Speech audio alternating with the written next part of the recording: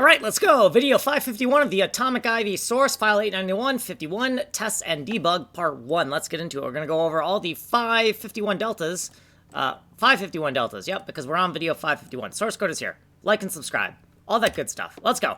Top level constant macros. So in this section, we've created a section called Ivy tile sizes. So the tile size exponents, of which there are 7, hence a 7 here, and the name of these different exponents, 0 to 6 inclusive, are Pebble, Tank, Cabin, Dinosaur, Warehouse, Asteroid, and Monolith. Now, the actual integer value for those exponents is 0 through 6, and then we have a shorthand abbreviation, and notice that the beginning letter is unique.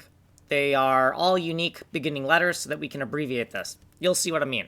So in TileBoy, we made this empty initializer function right here, and we also made this unit test function, unit test main ray test.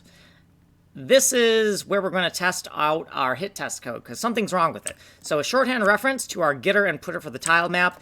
These are the different layers, geometry, bomb, and fat layers. These are the different tile sizes. We're going to make sure the tile sizes are correct. We have a little diagram to find the center monolith in the center level of our renderable space. And the monolith address is 7, 7 when we are using the largest tile size exponent of 6 here. So the monolith size. We're going to put it on the geometry layer. We're going to put it at address 77, and we're just going to put a tile somewhere, right? So here's variables. Pause to read those because we're running out of time. We're going to loop through every single test record in this unit test table here, and we are going to extract the different entries of the record, and then we're going to put a tile there. Eventually, we're going to do some test code on the tiles that we're setting, but we're not there yet. Here is our main unit test function here, and it only has this subtest. Then down here in the init client front end, we have the TileBoy INI and the TileBoy unit test main.